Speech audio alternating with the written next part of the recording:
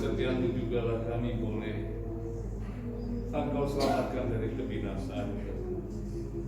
Berkat kesetiaan-Mu juga Tuhan, kami boleh menikmati hidup berpengharapan. Berkat kesetiaan-Mu juga Tuhan, kami Kau pisahkan dari dunia yang sedang menuju binasa. Dan berkat setiamu juga Tuhan, kami rindu untuk memuji mengagungkan nama-Mu. Dan kami rindu mendengarkan sabda-Mu ya Tuhan. Berbicara bagi kami ya Tuhan. Kami haus, kami dahaga, kami lapar akan kebenaran. Ya firman-Mu itu memuaskan dahaga jiwa kami. Dan firman-Mu itu menuntut kami jalan yang benar. Dan firman itu membawa kami lebih dekat lagi kepada-Mu. Sehingga kami Tuhan dapat menjadi pribadi yang berkenan di hadapan-Mu dan menyenangkan hati. Berbicara bagi kami ya Tuhan, urapi dan berkatilah sabda-Mu. Dan bila firman-Mu yang hidup itu mengubah memberkati kami. Pakailah hamba-Mu yang tidak ada apa-apa ini menjadi alat yang tidak berguna di hadapan-Mu. Sehingga oleh Tuhan, Kau berkenan mengangkat mengendalikan di lidah mulut hamba-Mu, agar setiap huruf atau kalimat yang Kau inginkan terucap. Jangan satu pun dari pikiran atau rekayasa hamba-Mu, tapi bila semua mengalir dari surga yang perasaan kuasa, tidak akan diagungkan, dipermuliakan, dan kami mendengarkan dan menyampaikan sama-sama diberkati. Dalam nama Tuhan Yesus Kristus satu firman, haleluya. Ya, silakan duduk, Bapak Ibu kasih dalam Tuhan.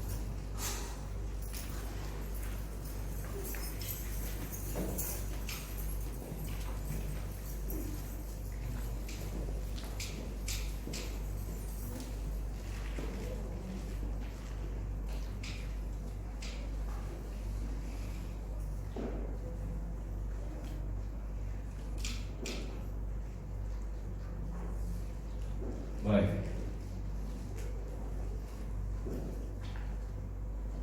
Kita berada pada penghujung, menjelang penghujung tahun 2020. 2020 merupakan tahun-tahun yang saya percaya bagi kita semua merupakan tahun yang sangat bersejarah. Tahun yang penuh dengan tantangan dan tahun penuh dengan pergumulan. Diawali dari banjir yang melanda hampir seluruh penjuru DKI dan sekitarnya, kemudian disusul dengan wabah atau pandemi yang melanda seluruh penjuru bumi tanpa kecuali. Ditambah lagi pergolakan-pergolakan yang sedang kita hadapi dan lihat saat ini.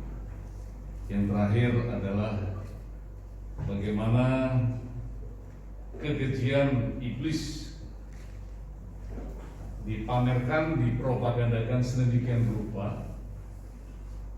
Justru yang merasa berbuat jahat merasa benar dan meminta keadilan. Maka genaplah apa yang dikatakan firman Tuhan, menjelang akhir zaman ini keadilan muncul terbalik. Bapak Ibu saya kasih dalam Tuhan, semua ini harus terjadi dan harus digenapi sesuai dengan apa yang Tuhan telah menubuatkan melalui hamba-hambanya para nabi. Bahwa di akhir zaman keadaan akan semakin sulit, kasih kebanyakan orang akan menjadi pudar.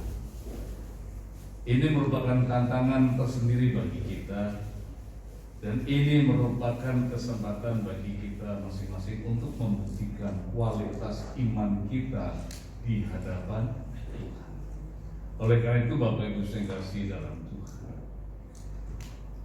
kita patut bersyukur kepada Tuhan, oleh karena Tuhan telah mengasihi kita dan Tuhan telah mempersiapkan satu tempat yang jauh lebih indah, jauh lebih mulia. Tempat di mana tidak ada air mata, tempat di mana tidak ada lagi konflik, tempat di mana kasih akan kita nikmati sepanjang masa. Oleh karena itu, kembali kepada tema yang saya dapat dari Tuhan, Tuhan mengingatkan kepada kita bahwa kita ini adalah orang-orang yang sangat istimewa di hadapan Tuhan. Dan keistimewaan kita di hadapan Tuhan terbukti lewat firman Tuhan yang akan kita simak bersama-sama pada pagi hari ini. Firman ini diinginkan oleh Tuhan dan disampaikan oleh Tuhan agar kita menyadari siapakah kita yang sesungguhnya dan apa yang kita miliki di hadapan Tuhan.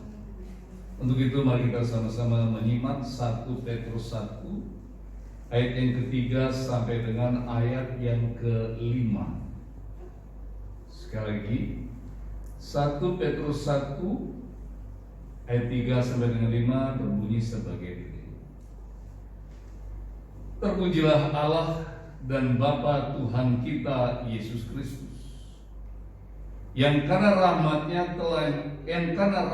yang besar telah melahirkan kita kembali oleh kebangkitan Yesus Kristus dari antara orang mati kepada satu hidup yang penuh pengharapan, untuk menerima satu bagian yang tidak dapat binasa, yang tidak dapat cemar, dan yang tidak dapat layu, yang tersimpan di surga bagi kamu, yaitu bagi kamu yang dipelihara di dalam kekuatan Allah karena imanmu, sementara kamu menantikan keselamatan yang telah tersedia untuk dinyatakan pada akhir zaman.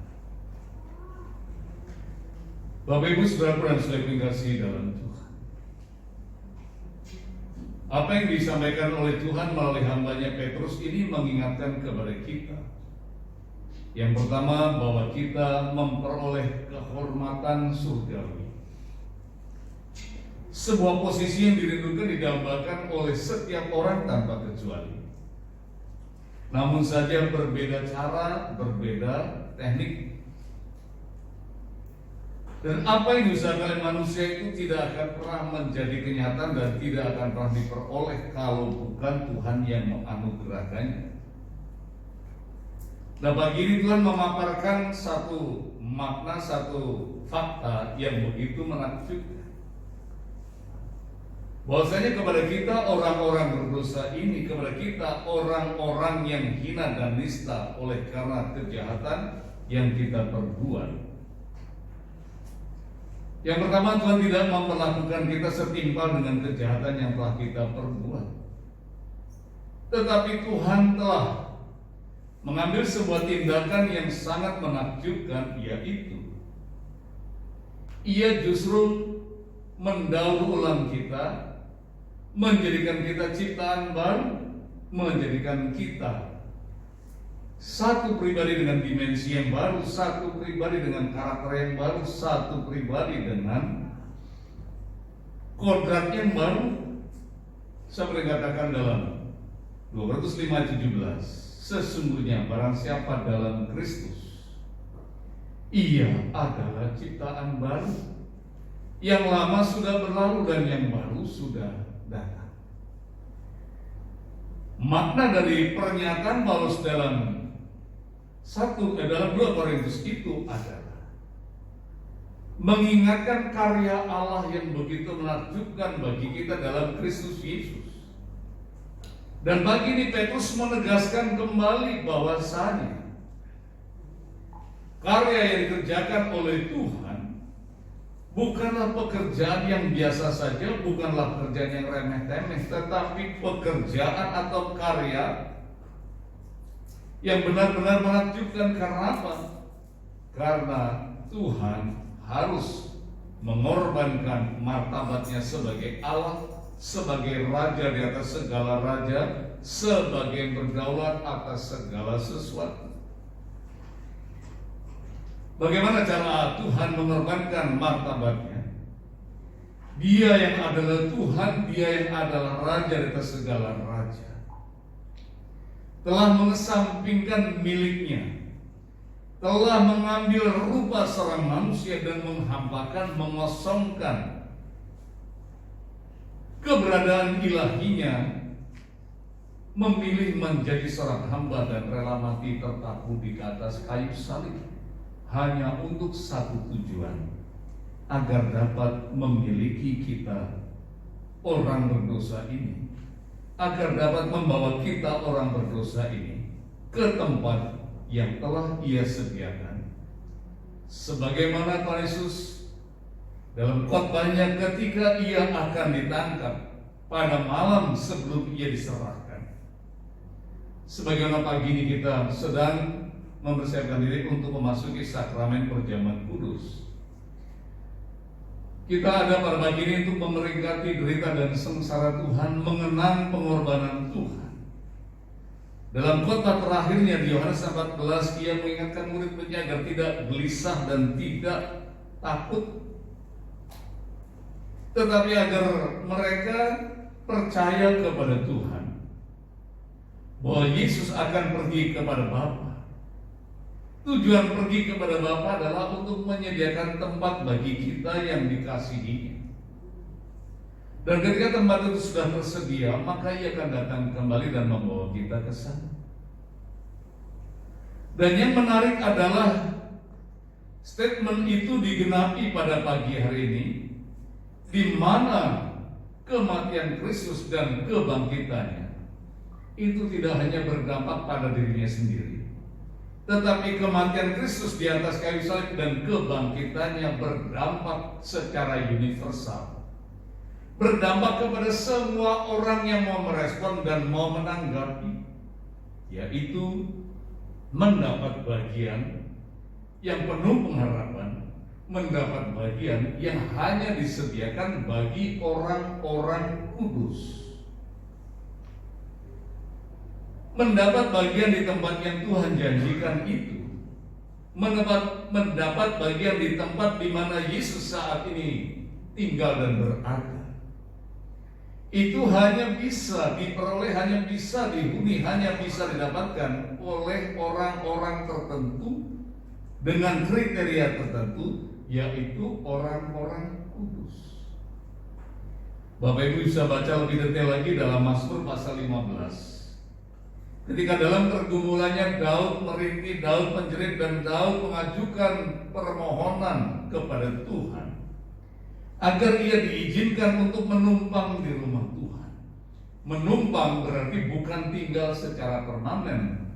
Menumpang berarti tinggal untuk sementara, dan menumpang itu berarti sebagai orang yang singgah. Hanya untuk singgah saja Tuhan menetapkan kriteria yang begitu berat, kriteria yang tidak mungkin dipenuhi oleh manusia,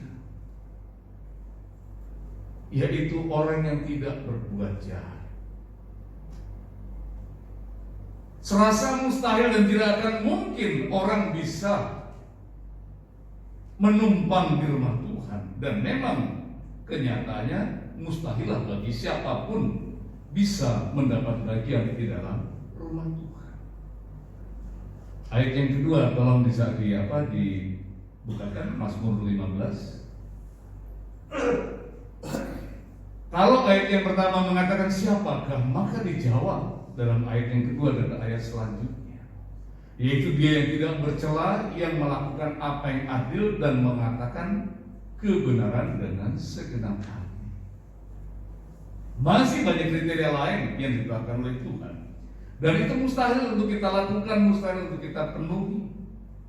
Tetapi oleh karena kasih karunia, oleh karena anugerah, oleh karena rahmat yang besar, sekali disimak baik-baik, 1 Petrus 3 dengan jelas mengatakan oleh karena rahmat yang besar, maka kita yang berdosa ini tidak diperhitungkan dosa dan kesalahan kita oleh Tuhan.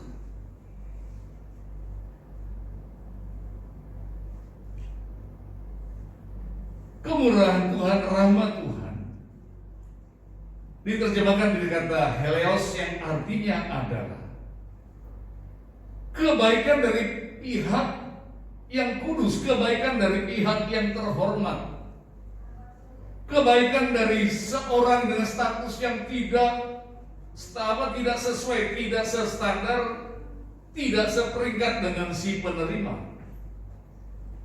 Kebaikan dan kemurahan tadi diberikan dengan cuma-cuma. Si penerima itu seharusnya tidak layak untuk mendapatkan, tidak layak untuk menikmati apa yang dia terima. Tapi berdasarkan kemurahan, berdasarkan anugerah, berdasarkan kebaikan yang ada dalam hati si pemberi, maka orang yang tidak layak itu dilayakkan untuk mendapatkannya. Inilah yang dimaksud dengan kata rahmat yang terungkap dan tertulis di dalam 1 Petrus 1 ayatnya yang ketiga. Bapak Ibu yang kasih dalam Tuhan, dikatakan sekali lagi, terpujilah Bapa Tuhan kita Yesus Kristus, yang karena rahmat, yang karena kemurahan, yang karena belas kasihannya, yang walaupun dia adalah raja di atas segala raja, yang walaupun dia adalah pribadi yang sangat terhormat dan tidak tertandingi dan tidak bisa diselaraskan, disejajarkan dengan siapapun, ia telah bermurah hati, ia telah telah berbelas kasihan kepada kita orang berdosa. Oleh karena itu, lewat kesempatan pada pagi yang indah ini, izinkan saya memaparkan beberapa perkara. Yang pertama, firman Tuhan yang kita simak bersama-sama pagi ini mengingatkan kepada kita beberapa perkara penting yang olehnya kita harus memuji. Kita layak untuk meninggikan, mengagungkan Tuhan. Kenapa? Karena dalam kemurahannya, dalam belas kasihannya, dalam kebaikannya, di dalam kasihnya, ia telah memberkati kita dengan milik pusaka yang kekal dan abadi. Karena kebaikan dan kemurahan telah memberkati kita dengan milik pusaka yang kekal, yang tidak rusak, yang tidak akan bisa luntur, tidak akan bisa lekang, tetapi secara permanen. Dan milik pusaka itu adalah warisan yang tidak ternilai. Milik pusaka itu adalah harta karun yang tidak dapat disetarakan dengan apapun nilai dan nominalnya yang bisa kita ukur. Bayangkan ketika kita berdosa, mendambakan kemerdekaan dari dosa. Ketika kita menderita, kita mendambakan kelegaan, mendambakan kemapanan, kesejahteraan, kedamaian dan ketenteraman. Tetapi semua itu hanyalah impian kosong yang tidak akan pernah mungkin bisa kita peraih dengan usaha, dengan perjuangan, dengan kekuatan kita sendiri. Tetapi Tuhan anugerahkan dengan cuma-cuma. Maka berdasarkan kesadaranlah selayaknya kita memuji Tuhan, bersyukur kepada Tuhan atas kebaikan-kebaikan Tuhan. Oleh karena itu, yang pertama, izinkan saya mengingatkan kepada kita bahwa kita harus menyadari apa yang telah Tuhan lakukan dan perbuat bagi kita adalah sebuah karya yang layak kita puji, layak kita hargai, layak kita hormati. Dan sebelum saya lanjutkan, izinkan saya menyampaikan sedikit peringatan. Di akhir zaman ini, jangan sampai kita mempermainkan keselamatan kita. Karena hidup kita, sekali lagi, hidup yang sesungguhnya belum kita mulai. Sekali lagi, hidup kita yang sesungguhnya, hidup yang sesungguhnya belum kita mulai. Apa yang kita alami, apa yang kita jalani saat ini baru prolog, baru kata pengantar. Kalau namanya kata pengantar, namanya prolog itu dibandingkan dengan naskah atau konten dari sebuah buku, itu mungkin hanya 1%, tinggi-tingginya 2%, dan jarang ada penulis yang buat kata pengantar sampai 5-10%. Demikian pula kehidupan kita di kolom langit ini. Ini hanyalah pembukaan, tetapi yang sesungguhnya, kehidupan yang sesungguhnya baru akan kita alami, kehidupan yang sejati baru akan kita alami ketika kita meninggalkan dunia yang fana ini. Dan apa yang akan kita alami di dalam kekekalan itu ditentukan oleh tindakan dan sikap kita hari ini. Karena itu baik-baiklah menata diri, menjaga diri. Agar apa? Agar kita tidak menyesal di dalam kekekalan. Karena di dalam kekekalan semuanya bersifat permanen, tidak bisa berubah dan tidak akan berubah sampai kapanpun, dengan cara apapun tidak bisa diubah. Sekali sudah masuk ke tempat di mana Yesus berada dan tinggal bersama dengan Dia, maka tidak bisa menggeser, tidak bisa mencabut, tidak bisa memindahkan saudara dari tempat di mana saudara berada bersama Kristus. Pun sebaliknya, ketika seseorang tercampak dari hadapan Kristus, tercampak dari hadirat Tuhan, tereliminasi dan tersingkir dan tidak mendapat bagian di tempat di mana Kristus berada, berarti di tempat di mana kebinasaan, di tempat meratap dan retak gigi yang tidak berkesudahan itu berada, engkau pun tidak akan pernah bisa memohon belas kasihan untuk dipindahkan dengan cara apapun, sesingkat apapun, tidak akan pernah bisa keluar dari tempat. Nah, oleh karena itu Tuhan tahu persis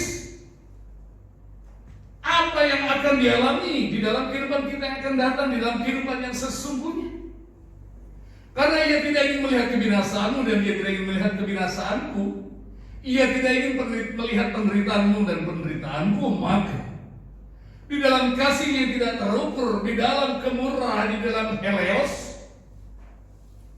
di dalam belas kasihannya, di dalam rasa empatinya, di dalam rasa kepeduliannya yang sangat luar biasa kepadamu dan kepadaku.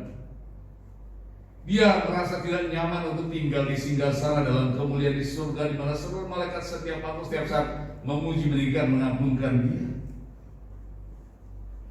Bapak Ibu saya kasih dalam Tuhan, izinkan saya memberikan sebuah ilustrasi yang sederhana. Ketika kita punya anak kita katakanlah masih baru usia 1 bulan, 2 bulan, 3 bulan atau balita. Kemudian anak itu panas, meriang, sakit, yang nggak bisa tidur, bayinya sendiri atau orang tuanya ikut tidak bisa tidur. Semua pasti tidak bisa tidur. Semua pasti ikut menderita. Dan apa yang engkau alami sebagai orang berdosa, apa yang kita alami sebagai orang berdosa yang punya kepedulian kepada bayi kita, seperti katakan Mazmur dalam Mazmur 131 dikatakan, seperti bayi yang sapi berbaring dekat ibunya, demikian aku menenteramkan jiwaku dalam diriku. Ketika Tuhan melihat penderitaanmu, ketika Tuhan melihat kesusahanmu, ketika Tuhan melihat pergumulan dan perjuanganmu, melepaskan diri dari dampak dari akibat dosa yang menyiksa, yang menderita, dan penderitaan yang kau alami di dunia ini belum sebanding dengan penderitaan yang akan kau alami dalam kekekalan. Kalau kita bisa menangkap, bisa memahami, bisa menyimak maksud dan tujuan Tuhan ini, maka saya percaya engkau tidak akan main-main dengan keselamatan yang kau terima dengan cuma-cuma dari Tuhan. Meski akhir-akhir ini banyak orang begitu mudahnya, begitu melecehkan keselamatan, karena orang itu tidak menyadari arti dan makna keselamatan yang sesungguhnya. Ketika Tuhan dalam kemuliaannya, ketika Tuhan dalam kekudusan, ketika Tuhan dalam keagungannya, Ia dipuji, disembah, Dia agungkan, dimuliakan oleh malaikat dan seluruh penghuni surga. Sementara di sisi lain Ia melihat kita orang berdosa, berjuang, bergumul, berkutat melawan dosa, berusaha memerdekakan dari dosa, berharap untuk bisa masuk ke dalam kekekalan, dalam kebahagiaan yang merupakan impian kosong tidak pernah bisa menjadi kenyataan dan usaha kita sendiri. Apakah Tuhan berdiam diri dan menonton penderitaan kesusahanmu? Tidak. Tuhan yang benar, Allah yang benar, Ia tidak akan berdiam diri melihat penderitaan dan kesusahanmu. Kenapa demikian? Karena hakikat Tuhan adalah kasih, Allah adalah kasih, Yesus adalah kasih, dan bukti kasih itu dibuktikan oleh Yesus dengan apa? Dengan cara meninggalkan tahta kemuliaannya dan turun ke dalam dunia menjadi serupa dengan manusia.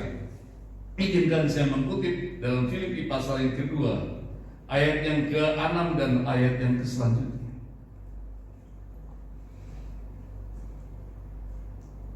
Yang walaupun dalam rupa Allah tidak menganggap kesetaraan dengan Allah sebagai milik yang harus dipertahankan, melainkan telah mengosongkan dirinya sendiri dan mengambil rupa seorang hamba dan menjadi sama dengan manusia. Untuk apa Yesus merupakan diri dengan manusia? Untuk apa Yesus mengesongkan keilahiannya, mengosongkan martabatnya sebagai raja di atas segala raja dan menjadi serupa dengan hamba? Hanya untuk satu tujuan: membuktikan bahwa kasih itu bukan kata-kata kosong, membuktikan bahwa kasih itu membutuhkan pengorbanan, membutuhkan bahwa kasih itu harus ada satu tindakan yang konkret, dan kasih itu telah dibuktikan lewat apa? Lewat Ia meninggalkan kemuliaannya, turun ke dalam dunia diserupa dengan manusia dan terpaku di atas kayu salib. Untuk siapa? Untuk engkau dan aku, agar engkau dan aku tidak binasa untuk selama-lamanya. Dan kembali Petrus pada pagi ini mengatakan, oleh karena rahmat yang besar telah melahirkan kita kembali oleh kebangkitan Kristus dari antara orang mati kepada apa? Kepada satu hidup yang penuh pengharapan. Jadi izinkan saya mengatakan kita semua bahwa kita ini adalah orang-orang yang sangat-sangat berharga di mata Tuhan. Oleh karena kitalah Yesus telah mati di kayu salib. Oleh karena kitalah Yesus telah terpaku di kayu salib. Oleh karena kitalah Yesus menderita dan sengsara dengan kedua tangannya berlubang paku dan kedua kakinya remuk berlubang paku. Dari ujung kepala sampai ujung kaki tidak ada yang tidak terluka. Semuanya terluka dengan mengerikan, dan darah bercucuran membasahi bumi. Dan kebangkitannya darah mati adalah kebangkitan yang tidak hanya berdampak bagi dirinya sendiri untuk membuktikan bahwa dia berkuasa, tetapi kebangkitannya berdampak bagi kita, yaitu kebangkitannya adalah sebagai rahmat yang besar yang olehnya kita mendapat bagian untuk dilahirkan kembali di daur ulang menjadi ciptaan yang baru dalam Kristus. Oleh karena itulah kita patut memuji dan patut meninggikan dan patut mengagungkan Dia. Oleh karena pengorbanannya, oleh karena kasihnya, kita telah dilahirkan kembali. Dan dengan kelahiran kembali inilah, saudara dan saudara kasih dalam Tuhan, kita boleh mendapat bagian dalam hidup yang penuh dengan pengharapan. Dilahirkan kembali.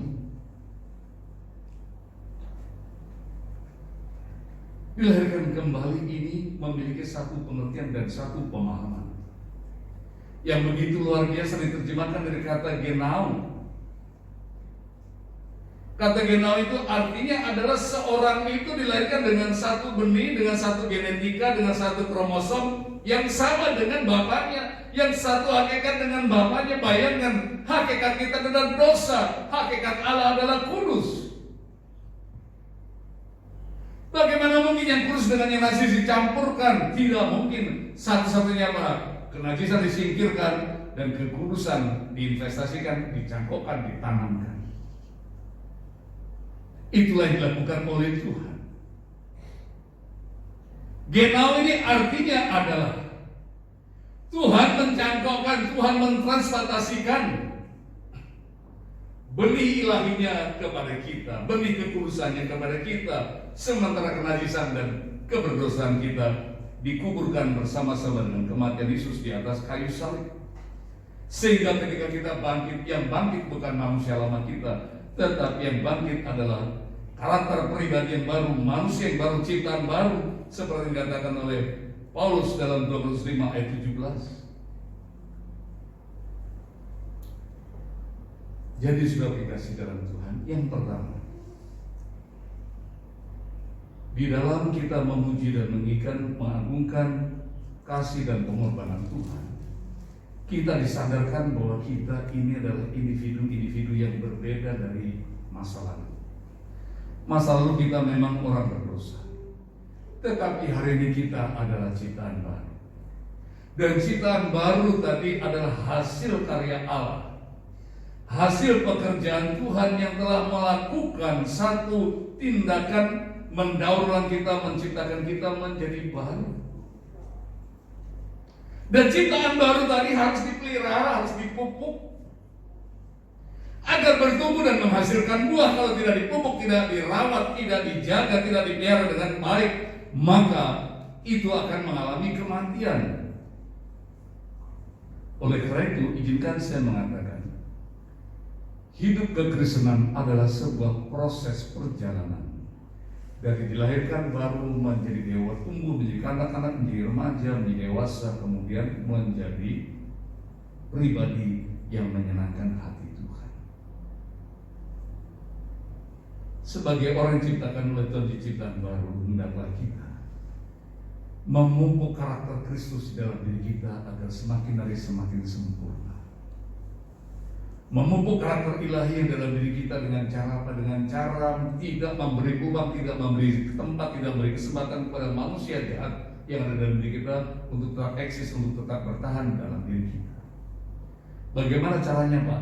Mari saya ajak sebentar untuk kita menyimak dalam dalam Roma pasal yang ke-7. Paulus pernah mengalami pergumulan yang sama. Ayat 15, Paulus berkata demikian, sebab apa yang aku perbuat aku tidak tahu, karena bukan apa yang aku kehendaki yang aku perbuat, tetapi apa yang aku benci itulah yang aku perbuat. Dalam diri setiap kita ada dua kodrat, ada dua dimensi, ada dua karakter, ada dua pribadi yang hidup.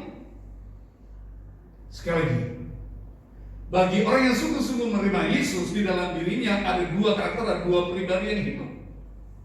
Yang hidup pertama adalah manusia lama, manusia busuk, manusia berdosanya, dan yang kedua adalah manusia baru, Kristus yang hidup dalam dia. Kedua-duanya hidup berlomba, kedua-duanya ada dalam diri kita, eksis dan nyata. Tinggal kita mau prioritaskan yang mana yang akan kita biarkan hidup dan bertumbuh. Oleh karenanya saya sangat diberkati dengan khotbah beberapa waktu yang lalu.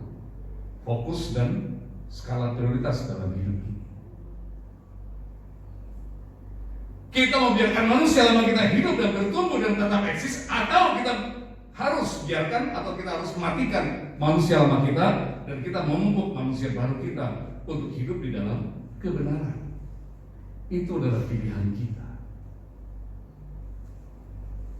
Oleh karena itu, kenapa dalam setiap penutup doa, dalam setiap peribadatan kita, saya selalu berdoa, Tuhan, berkati setiap kamu dengan kuasa Roh Kudus-Mu, berdayakan kami dengan Roh Kudus-Mu, agar apa? Agar kami bisa mematikan kedagingan kami. Sebab tanpa Roh Kudus kita tidak akan pernah mampu mematikan kedagingan kita. Saya lanjutkan ayat 16 dalam Roma pasal 7. Jadi jika aku perbuat apa yang tidak aku kehendaki, aku menyetujui bahwa hukum Taurat itu baik.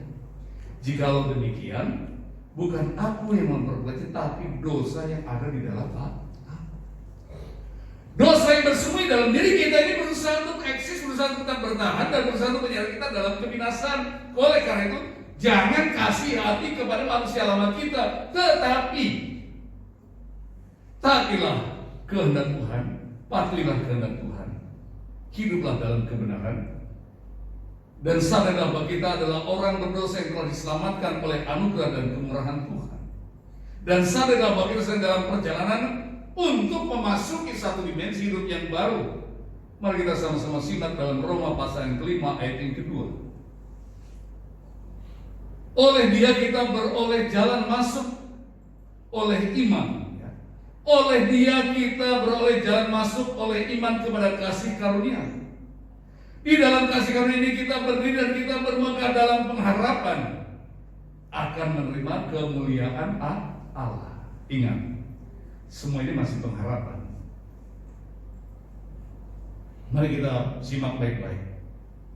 Saya ingin memaparkan Roma 5 ayat yang kedua agar kita sadar bahwa kita belum sampai di tujuan, tapi masih dalam perjalanan. Oleh dia kita beroleh jalan. Kita beroleh jalan, kita beroleh akses. Itu adalah anugerah, sementara orang lain mencari akses, sementara orang lain mencari jalan, sementara orang lain berusaha. Kita tidak perlu berjuang, kita tidak perlu berusaha. Kita sudah mendapatkan akses, kita sudah mendapatkan jalan masuk, tetapi belum masuk. Di dalam kasih karunia kita berdiri dan bermegah dalam pengharapan akan menerima kemuliaan Allah. Oleh karena itu ada satu perkara yang perlu kita ingat, perlu kita mengerti, perlu kita pahami. Saat ini kita sedang dalam perjalanan. Kita berada pada satu tujuan, kita sudah jalur yang benar, tetapi sampai tujuan atau tidak, kembali kepada sikap kita. Apakah kita konsisten? Apakah kita tetap fokus pada tujuan kita? Apakah kita memprioritaskan tujuan kita atau tidak? Oleh karena itu saudara dikasihi dalam Tuhan, Paulus memberi penghiburan kepada orang Kolose. Kepada mereka, Kolose 1:27, kepada mereka Allah memberitahukan betapa kaya dan mulianya rahasia itu di antara bangsa-bangsa, yaitu Kristus ada di tengah-tengah kamu. Kristus yang adalah pengharapan akan kemuliaan.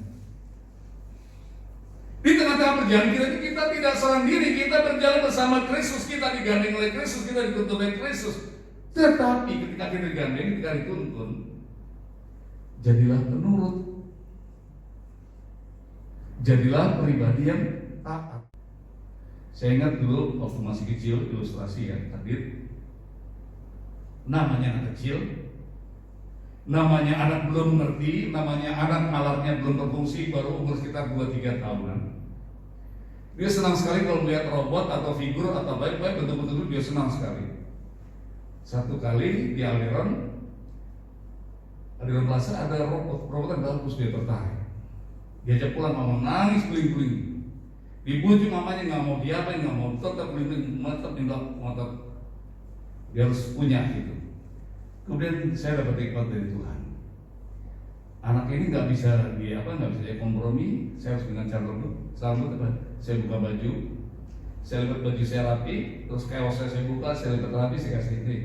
Kamu bilang ke tante itu tukar baju ini sama robot.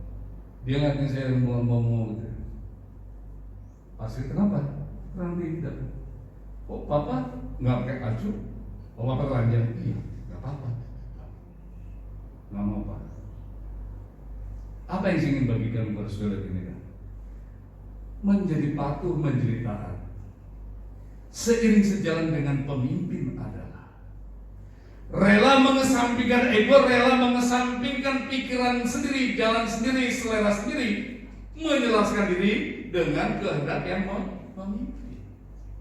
Kalau kita sedang berjalan bersama Kristus menuju kemuliaan, kita sedang melangkah bersama Kristus dengan menuju Kanaan, menuju Yerusalem baru, maka taatilah Yesus, ikuti apa yang dikatakan Yesus. Agar apa? Agar kita tidak menjadi anak yang pemberontak, kita tidak menjadi anak yang egois, tidak mementingkan diri sendiri.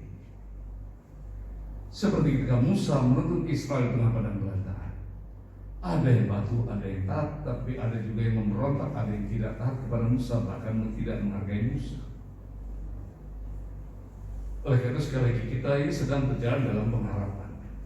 Kita sedang masuk dalam kemuliaan, tetapi belum sampai di tujuan yang sesungguhnya. Karena itu taatilah. Ketika Roh Kudus berbicara, ketika Roh Kudus menuntun, taatilah. Jadilah anak yang taat, jadilah anak yang patuh. Yang kedua, milik pusaka seperti apakah yang disediakan oleh Tuhan bagi kita? Ini poin yang harus kita mengerti, harus kita pahami dengan seksama. Ini adalah poin yang inti, poin yang paling penting. Saya selama beberapa bulan akan berbicara tentang legacy, berbicara tentang milik pusaka, berbicara tentang warisan. Warisan yang saya bicarakan ini bukan soal hektaran tanah, bukan soal triliunan aset rupiah ataupun emas dan perak, bukan. Tetapi milik pusaka yang saya bicarakan di sini adalah milik pusaka, yaitu kemuliaan yang Tuhan jadikan, Tuhan sediakan bagi orang percaya. 1 Petrus 1 ayat yang keempat, untuk menerima bagian yang tidak dapat binasa, yang tidak dapat cemar, yang tidak dapat layu, yang tersimpan di mana? Di surga. Kalau tersimpan di surga, berarti itu punya siapa? Punya Tuhan, betul. Tapi Tuhan kalau sudah pusaka, sudah diwariskan, sudah dihibahkan, ya, sudah dinotariskan, dihibahkan, Yang pemiliknya menjadi siapa pemiliknya? Halo? Kita sebagai penerima waris. Kita ini sebenarnya bukan orang sembarangan, bukan orang sembrono. Kita ini adalah orang yang sangat istimewa. Kepada kita Tuhan mewariskan milik pusaka, kepada kita Tuhan mewariskan sesuatu yang di surga, sesuatu tersedia untukku.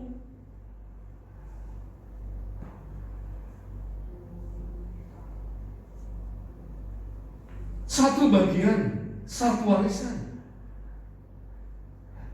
Untuk menerima satu bagian, untuk menerima dalam naskah asli yang diterima dari kleronomia. Apa itu kleronomia?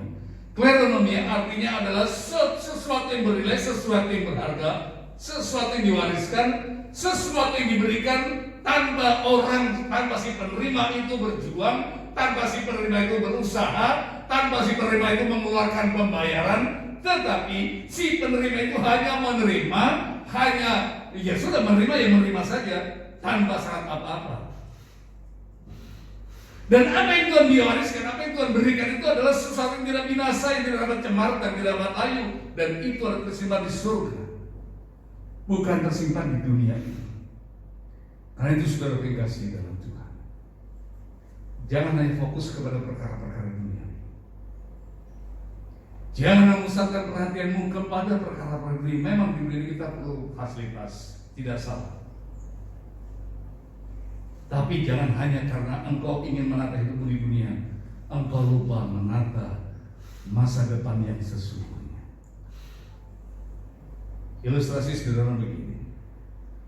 Orang tua capek-capek nyekolahkan anak jungkir balik, kepala jadi kaki, kaki jadi kepala, asalkan anaknya bisa kuliah, bisa punya masa depan. Anak yang di sekolah apa yang dibiayain orang tuanya apa? Ngapain capek-capek sekolah? Terus juga jadi kuli-kuli juga. Di kantor jangan kata ke belakang meja kan kuli juga di antara mampus. Pakai dasi, pakai jas, tapi jadi kuli-kuli juga, ngapain sih pusing-pusing? Udahlah santai aja. Harusnya berangkat ke sekolah malah belok main game online. Harusnya pergi kuliah malah bukan kuliah, malah dugem, malah nggak karuan. Ujung-ujungnya yang sengsara yang menderita siapa? Yang nggak punya masa depan siapa?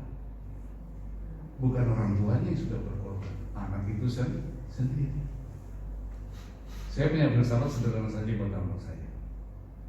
Anak saya harus lebih baik dari saya. Anak-anak saya harus lebih baik dari saya. Bagaimana caranya? Saya harus berusaha untuk apa? Menginvestasikan sesuatu yang baik untuk masa depan anak saya. Yang kedua sederhana saja. Investasi yang terbaik itu apa? Bukan emas dan perak. Dua, iman dan ilmu. Sudah selesai. Iman buat mereka takut akan Tuhan, ilmu buat mereka berwawasan. Ilmu gak akan habis, gak akan bisa dibakar, gak akan bisa dirampok. Kalau sudah tertanam di otak, tertanam di hati, itu kan hidup. Demikian juga iman, kalau sudah ditanam di hati, sudah menyatu dengan hidupnya, dia akan selalu bergantung pada Tuhan, bersandar kepada Tuhan. Akhirnya apa? Pengharapan kepada Tuhan akan sesuatu. Nah, sudah kasih dalam Tuhan. Lewat pagi ini Tuhan ingatkan kepada kita bahwasanya dalam Kristus kita telah menerima harta surgawi yang tidak ternilai. Izinkan saya bacakan Efesus 1 ayat 11. Efesus 1 ayat 11, Paulus berkata demikian. Aku katakan kepadamu di dalam Kristus, karena di dalam Dialah kami mendapat bagian yang dijanjikan.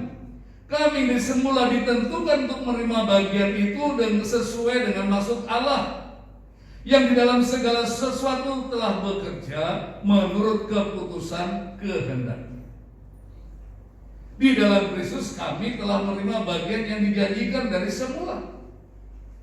Janji yang begitu luar biasa, janji yang begitu masukkan disediakan oleh Tuhan. Ayat 18 Efesus 1, Paulus mengatakan demikian, supaya menjadikan mata hatimu terang agar kamu mengerti, ya. Dan supaya ia menjadikan matamu, siapakah ia itu? Ia adalah Tuhan, ialah Yesus. Apa yang kita kerjakan?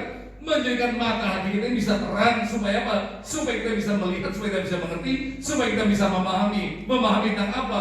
memahami tentang apakah yang terkandung di dalam panggilannya, betapa kayanya kemuliaan yang ditentukannya bagi orang-orang kudus. Ini bukan usaha, tetapi ini adalah anugerah Tuhan. Oleh karena itu saudara yang kasih dalam Tuhan, hargailah milik pusaka yang engkau miliki. Jangan maaf bicara. Jangan sampai kau biarkan anakmu berpacaran, apalagi sampai nikah dengan orang yang tidak seiman. Ini bukan bicara masalah status jabatan atau masalah status sosial. Ini berbicara masa depan yang kekal. Keselamatan tidak ada tempat lain selain dalam Yesus.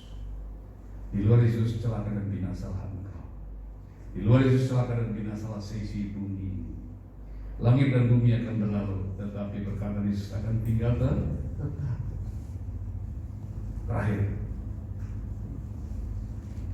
kepada siapakah milik pusaka itu dianugerahkan? Kepada siapakah milik pusaka yang Tuhan janjikan itu dipersiapkan? Ayat yang kelima, 1 Petrus 1, yaitu kamu yang dipelihara oleh kekuatan Allah. Milik pusaka diberikan kepada kamu yang dipelihara oleh Allah dalam kekuatan Allah karena imanmu, sementara kamu menantikan keselamatan yang tersedia untuk dinyatakan pada akhir zaman. Saudara mengasihi dalam Tuhan, di sini berbicara tentang perlindungan, tentang pemeliharaan. Di sini menegaskan bahwa kita dipelihara oleh Tuhan dalam kekuatan Allah. Kita dijaga, dilindungi oleh kekuatan ilahi, kekuatan surgawi agar kita tetap konsisten. Karena itu, kata-kata atau kalimat yaitu kamu dipelihara dalam kekuatan Allah diterjemahkan dari kata prorumenos. Prorumenos artinya adalah sebuah kekuatan besar, sebuah kekuatan yang tidak mungkin terkalahkan. Itu sekarang berkeliling secara luar biasa, mengelilingi dari berbagai penjuru, sedangkan dilindungi ada di tengah-tengah. Sehingga apa? Tidak satupun musuh yang bisa mencelakai, bisa menyentuh oknum yang dilindungi, dikepung, dikelilingi oleh pasukan, oleh kekuatan yang membentenginya. Itulah yang Tuhan sedang kerjakan di tengah-tengah kita. Itulah yang Tuhan sedang kerjakan bagi kita.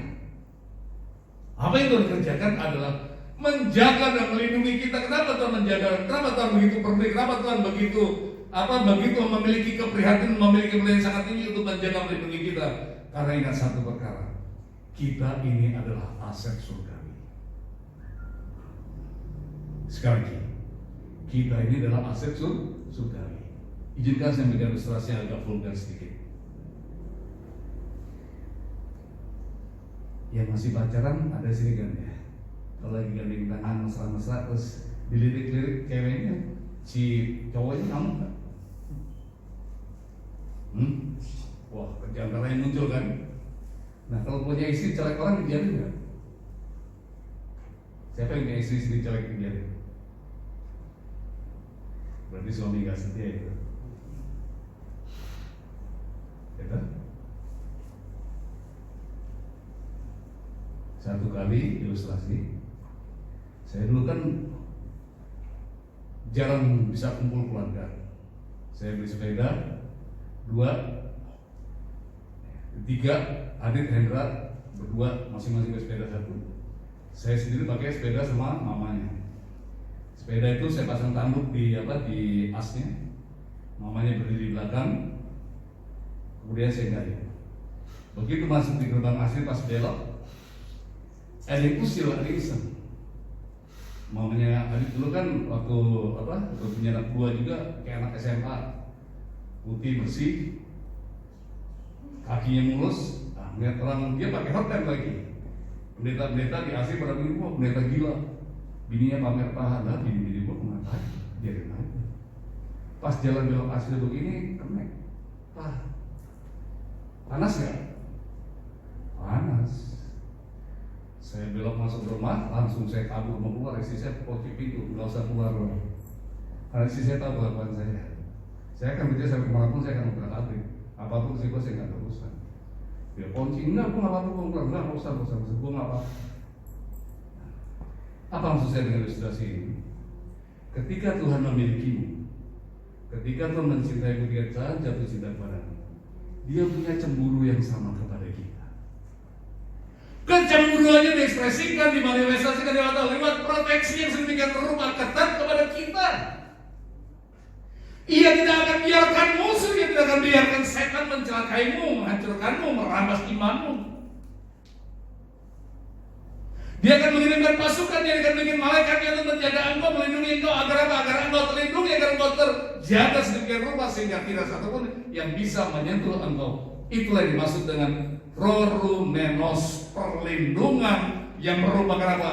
Sebuah guardian, sebuah pasukan, satu pasukan elit atau pasukan khusus diutus hanya untuk menjaga satu orang yang pernah berdosa, yang telah dikuduskan, disucikan oleh darah Yesus. Itu yang dikerjakan oleh Tuhan untuk menjaga dan melindungi kita. Seperti Paulus ketika ia ditangkap oleh tua-tua Yahudi, dijebaskan ke dalam penjara. Berlapis-lapis penjaga untuk menjaga Paulus. Ilustrasi itulah yang dipakai, yang kalimat prorelasi juga digunakan untuk melindungi dan menjaga kita. Sehingga olehnya bahwa kita benar terlindung dengan aman. Mungkin ada pertanyaan, Pak, kalau sudah dilindungi dengan aman seperti itu kok masih ada orang Kristen yang murtad? Sus, bukan masalah perlindungan Tuhan. Ketika cinta dikhianati, yang masalah yang berkhianat atau yang dikhianati? Halo? Dukun bertindak. Ya kan? Ketika perlindungan Tuhan itu tidak dikhianati, bukan Tuhan yang salah, bukan Tuhan yang dilindungi. Kita yang mengkhianati Tuhan lah, yang memungkinkan proteksi tapi tidak ada gunanya, tidak ada artinya bagi kita. Ketika kita mengkhianati Tuhan, maka tamatlah kita. Sebagai penutup, izinkan saya mengingat ilustrasi tentang Ramayana. Ingat kan Ramayana ya? Ramayana itu kan kisah legenda, kisah cinta antara Rama dan Sinta. Sinta sudah dibilang diwanti-wanti sama Rama, kamu diam di sini, aku buat garis lingkaran sepanjang kamu di dalam lingkarannya kamu aman, tapi kamu keluar lingkarannya kamu diterkam sama Dasamuka atau Rahwana. Apa yang terjadi? Rahwana dengan liciknya, dengan si Dasamuka dengan liciknya apa? Dia bisa menyamar dirinya menjadi kijang emas. Ketika menjadi kijang emas, maka apa yang terjadi? Si Sinta terpikat, dia kejar keluar dari lingkaran. Begitu lingkaran, kijang emas tadi berubah menjadi raksasa yang bermuka 10. Nah, kira-kira ilustrasi ini bisa digunakan ketika kita sudah dalam proteksi Tuhan, dalam perlindungan Tuhan, kita berkhianat kepada Tuhan, maka kita dimangsa oleh setan. Jadi, sebagai penutup, jangan biarkan milik pusakamu dirampas hanya oleh karena hasrat nafsu dan nafsu bodoh. Jangan seperti Esau, mengorbankan hak kesulungan hanya demi semangkuk kacang merah. Jangan kita juga seperti Esau di akhir zaman. Apa itu? Hanya demi jabatan, hanya demi karena kecantikan, hanya demi karena ketampanan. Akhirnya apa yang kita perbuat? Mengorbankan keselamatan yang tidak ternilai yang kita miliki dari Tuhan. Tuhan Yesus berkati. Mari kita tundukkan kepala dan mari kita mempersiapkan diri kita untuk mengisi sakramen perjamuan kudus.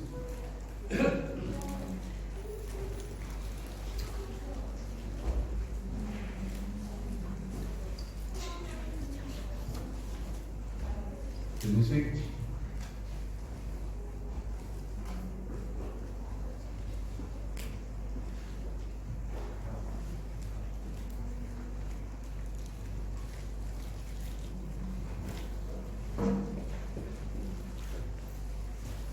Kita akan bisa merenungkan firman Tuhan. Kita akan panjatkan pujian, ku tak dapat lupakan kebaikan yang ku terima. Biar pujian ini kita hayati, kita renungkan. agar kita dapat melayani betapa dalam kasih Kristus bagi kita, agar kita dapat mengenang selalu pengorbanan di kayu salib, sehingga kita tidak sembrono dengan keselamatan yang kita terima, sehingga kita tidak mempermainkan cinta tulus Tuhan bagi kita, sehingga kita benar-benar hidup di dalam kekudusan, hidup dalam kesucian, sehingga kita hidup hanya untuk satu tujuan, bersanding bersama Kristus selama-lamanya dalam kemuliaan.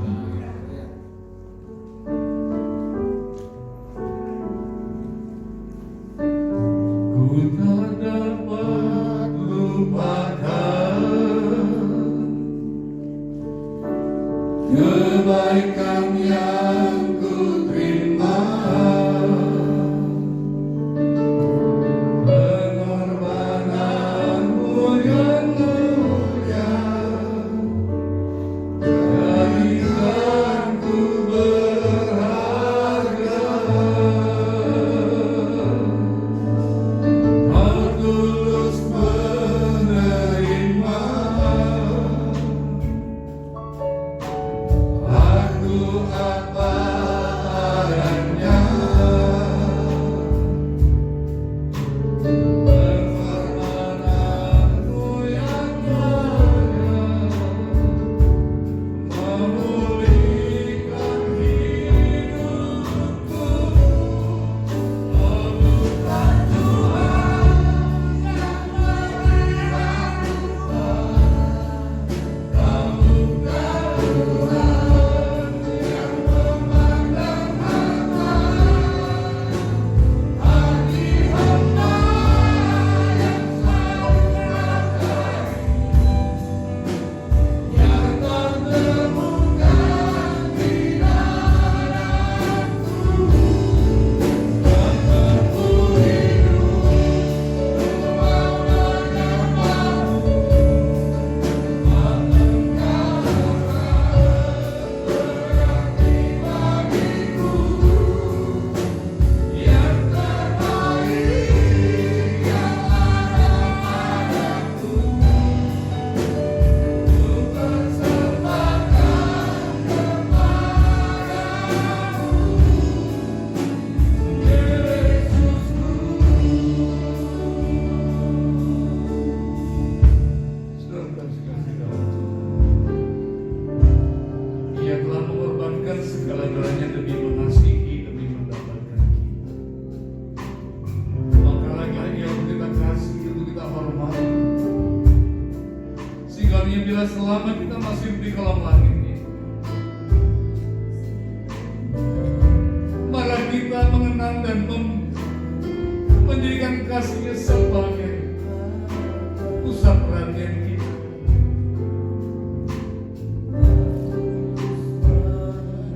Dia menerima kita apa adanya dan Dia tidak pernah memandang masa lalu kita.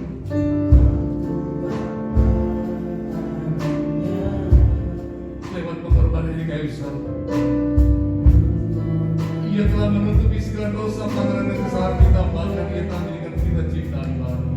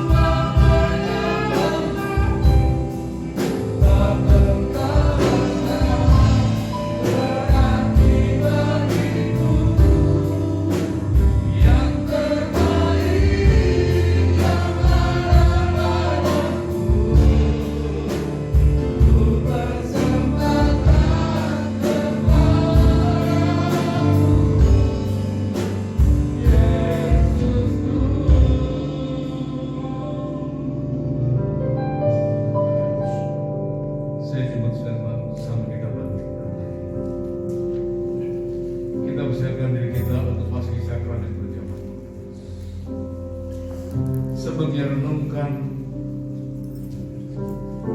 sudah kita simak dan dengar bersama-sama. Sudahkah yang terbaik Engkau persembahkan bagi Dia yang telah mengorbankan segalanya bagimu dan bagi kita semua?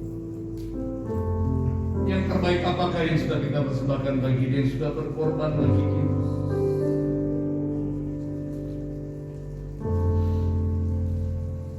Sudahkah hati, batin, jiwa, dan roh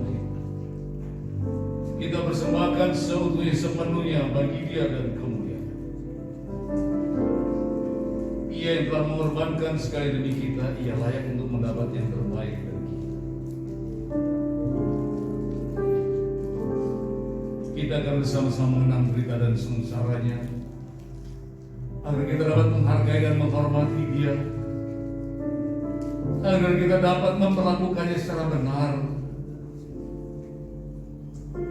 Oleh karena kita telah diberkati dengan milik pusaka, dengan warisan yang tidak ternilai, bukan emas, bukan perak yang dapat binasa yang Dia wariskan bagi kita,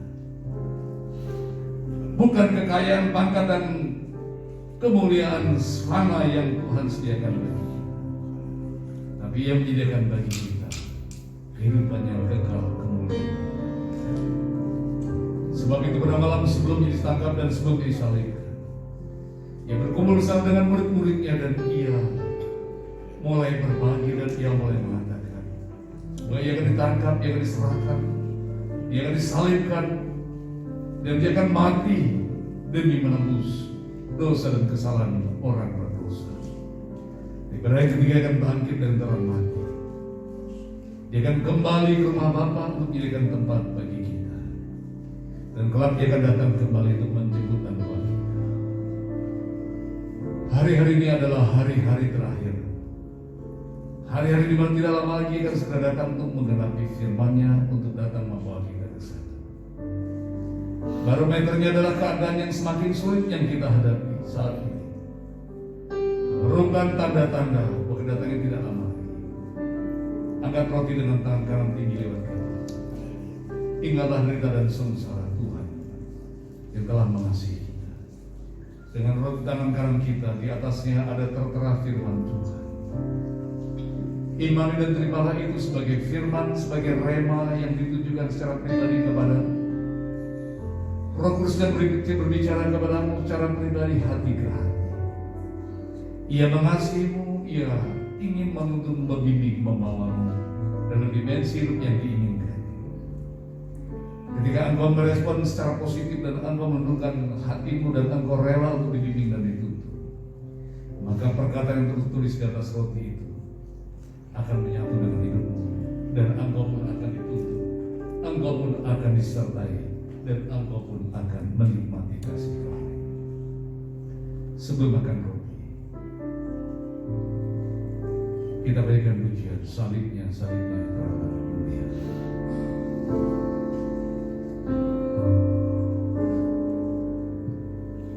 Dosaku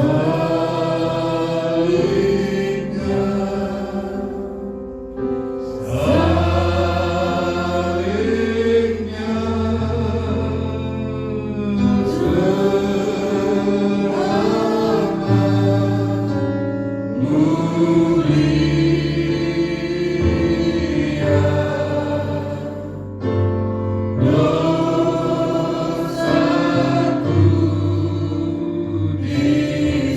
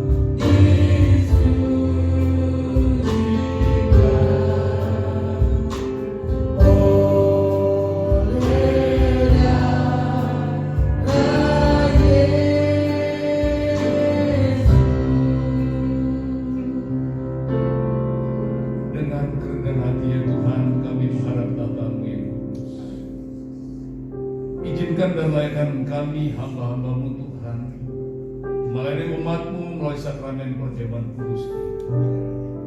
Dan izinkan kami umat-Mu ya Tuhan, merendahkan hati bersama gereja di seluruh penjuru dunia, mengenang derita dan sengsara yang telah berkorban bagi kami orang berdosa, agar kami tidak binasa oleh karena keberdosaan kami, tapi agar kami mendapat bagian yang telah Engkau janjikan, bagian yang tidak dapat binasa, bagian yang kekal untuk selama-lamanya, bagian yang telah ditentukan bagi orang-orang kudus, bagian tertentukan bagi orang yang sangat istimewa. Siapakah kami ya Tuhan, sehingga Engkau kategorikan kami dalam kebilangan orang-orang kudus-Mu, orang-orang yang Engkau sucikan. Kami adalah orang berdosa. Hanya oleh karena pengorbanan-Mu Tuhan kami diselamatkan, kami disucikan, dan kami dikuduskan. Biar kami Tuhan mulai hari semakin menyadari, semakin menghormati arti kekudusan, kesucian yang Kau anugerahkan bagi kami. Di tangan kanan kami ada roti Tuhan, yang kami angkat dengan tangan kanan kami. Di tangan kiri kami juga ada cawan anggur yang kami angkat dengan penuh rasa syukur dan iman di hadapan. Kuduskan roti dan anggur di Tuhan. Kuduskan, sucikan kami dan layakkan kami Tuhan untuk mendapat bagian dari tubuh dan darah, sehingga tubuh dan darah menyatu dengan kami, agar kami dikuduskan dan mampir kudus benar di hadapan. Dalam nama Tuhan Yesus. Dengan roti tangan kanan angkat tinggi lewat kepala, simak firman Tuhan sebelum kita makan roti ini akan saya bacakan bagi saudara. Sebab apa yang telah kuteruskan kepadamu telah kuterima dari Tuhan. Tuhan Yesus pada malam waktu diserahkan, Ia mengambil roti, sudah itu Ia mengucap syukur atasnya. Ia memecah-mecahkan dan berkata, inilah tubuhku yang diserahkan bagi kamu. Perbuatlah ini menjadi peringatan akan dan inilah tubuh Kristus yang dicacahkan bagimu dan bagiku. Makan dengan iman dalam nama Tuhan Yesus.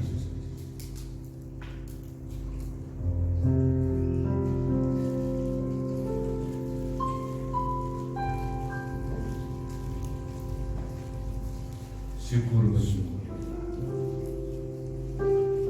Kemuliaan bagimu kekal selamanya. Angkat cawan anggur dengan tangan tinggi lewat kepala. Kembali simak firman Tuhan yang saya bacakan bagi saudara. Demikian juga yang mengambil cawan sesudah makan. Lalu berkata, cawan yang dalam perjanjian baru yang dimateraikan oleh darah. Perbuatan setiap kali minumnya menjadi peringatan akan darah. Sebab setiap kali kamu makan roti dan minum cawan ini, kamu memberitakan kematian Tuhan sampai Dia datang. Inilah darah anak domba yang menebus dosa dunia. Minum dengan iman di dalam nama Tuhan Yesus.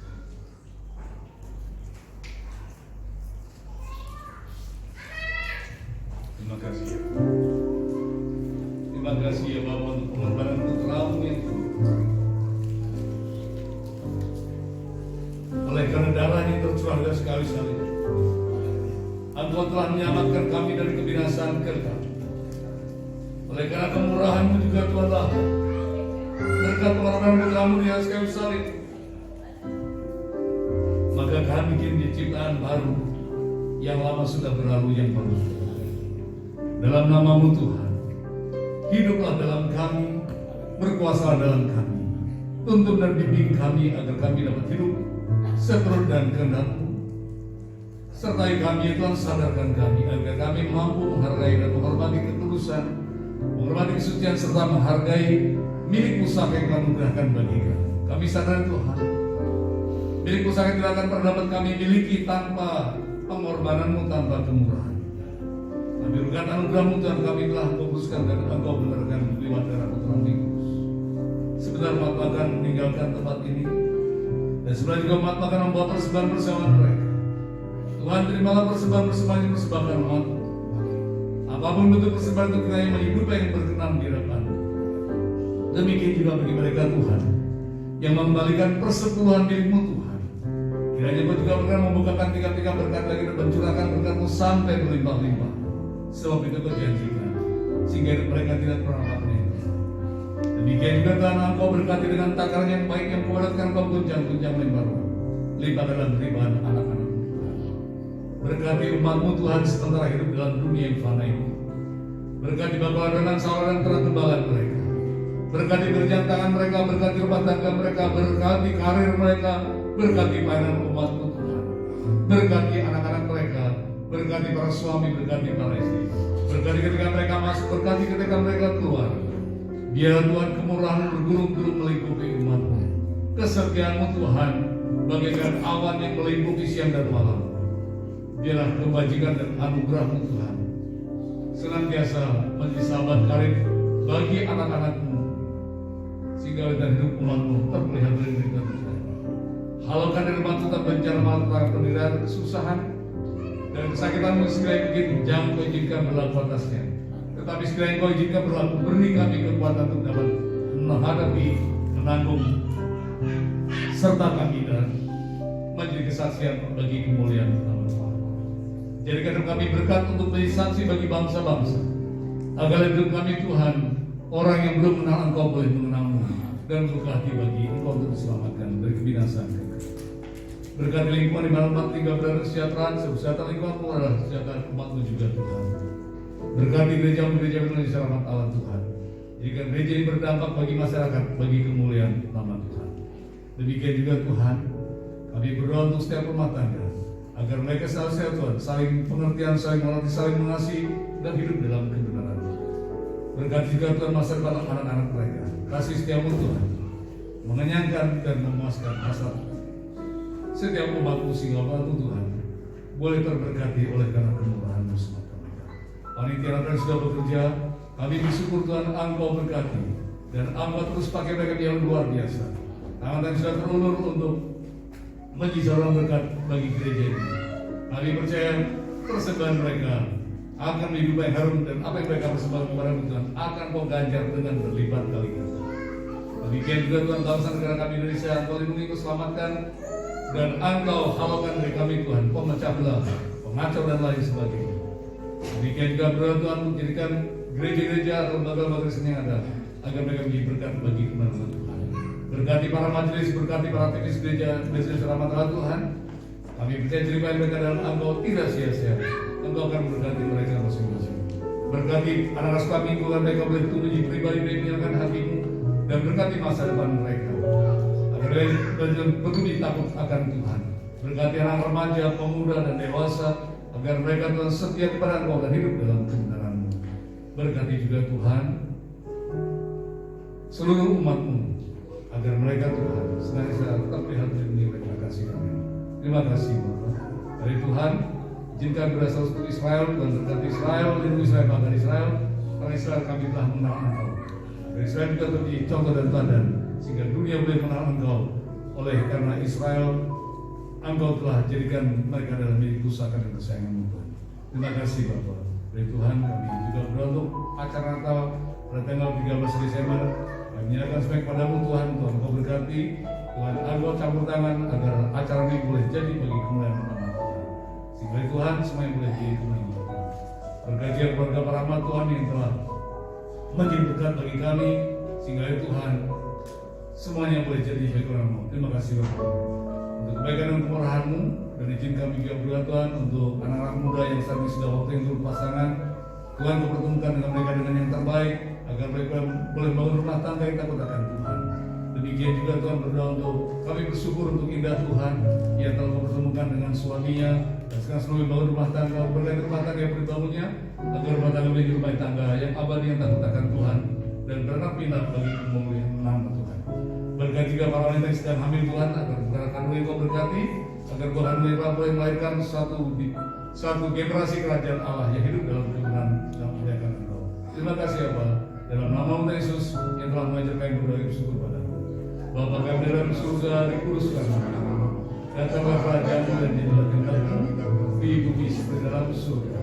Berikanlah kepada kami hari ini Tuhan makan kami secukupnya, dan ampunkanlah segala kesalahan kami seperti kami juga mengampuni orang yang bersalah kepada kami.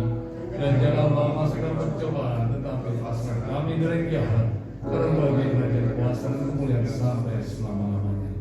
Saleh-saleh kekasih dan rahmat Tuhan, angkat dua tanganmu dan arahkan hati yang kudus. Pulang dengan sukacita, Tuhan kiranya dengan wajah yang melimpahkan kasih karunia.